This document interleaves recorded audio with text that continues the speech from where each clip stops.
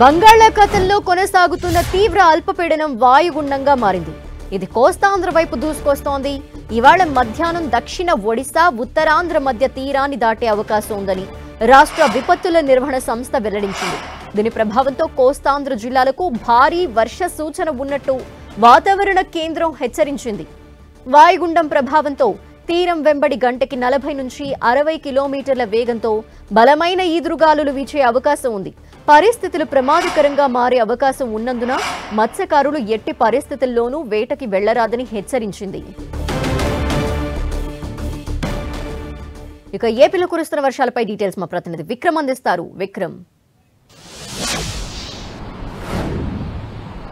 బంగాళాఖాతంలో కొనసాగుతున్న వాయుగుండం కారణంగా కూడా మళ్లీ ఆంధ్రప్రదేశ్ రాష్ట్రానికి కాస్త వర్ష సూచన కనిపిస్తుంది. గత కొద్ది రోజులుగా కురుస్తున్నటువంటి వర్షాలంతా తీవ్రత కాకపోయినా కొంత మోస్తరు వరకు కూడా ఈ వర్షాలు కొనసాగే అవకాశం ఉంటుంది. ముఖ్యంగా ఏదైతే నిన్న బంగాళాఖాతంలో ఏర్పడినటువంటి వాయుగుండం అక్కడే కొనసాగుతుండో అదేవిధంగా ఉత్తరాంధ్రకి కాస్త దూరంగానే కేంద్రీకృతమైన నేపథ్యంలో ఈ వర్షాలు క్రమంగా కూడా తగ్గే అవకాశం ఉంటుంది. ఈ రోజు అక్కడక్కడ ఒక మోస్తరు వర్షాలు, మరికొన్ని చోట్ల భారీ వర్షాలు కురిసే అవకాశం ఉంటుంది. ముఖ్యంగా శ్రీకాకుళం జిల్లా, అదేవిధంగా పార్వతీపురం మన్యం జిల్లాకు, అదేవిధంగా ఏలూరు జిల్లాకు ఈ వర్ష సూచన ఎక్కువగా వాతావరణ శాఖ సూచిస్తూ ఉంది.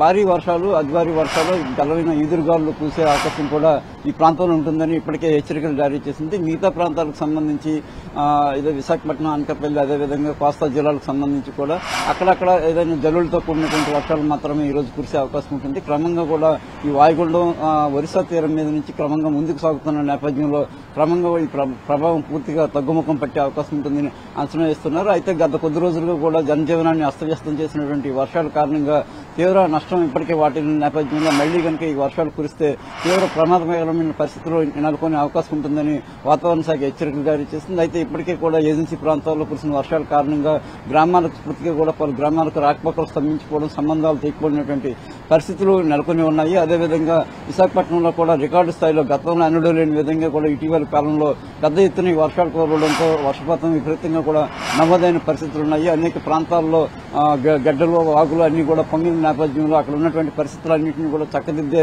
పరిస్థితుల్లో అధికార యంత్రాంగం తలమణకలైంది.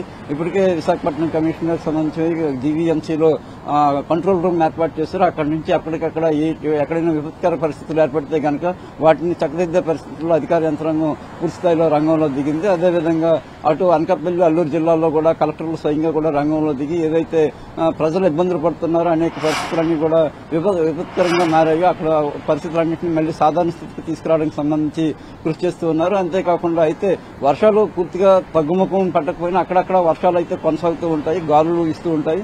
ముఖ్యంగా మత్స్యకారులు ఎవరు కూడా ఈ చేపల వేటకు వెళ్లరాదనే ఆంక్షలు మరో రోజు కూడా కొనసాగే అవకాశం ఉంటుంది.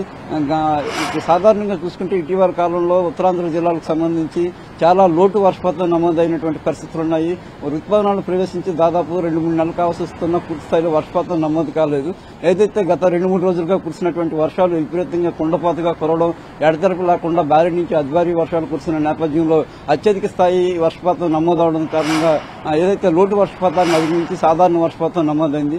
ఈ వర్షాలు కనుక ఇటీవల కాలంలో కురకపోతే విశాఖపట్నంలో తాగునీటి సమస్య, అదేవిధంగా అటు సాగునీటి రంగానికి కూడా చాలా ఇబ్బందికరమైన పరిస్థితులు వచ్చి ఉండేవి. ఇప్పుడైతే ప్రస్తుతానికి చూసుకుంటే ఈ వర్షపాతం కారణంగా పంటల సాగు సంబంధించి కూడా అటు రైవాడు జలాశయం, అదేవిధంగా అనేక జలాశయాలన్నీ కూడా పూర్తిగా నిండుకున్న నేపథ్యంలో రైతాంగం కూడా పంటల సాగు చేసుకోవడానికి సన్నద్దమవుతున్నటువంటి పరిస్థితి నెలకొంది. ధనలక్ష్మి.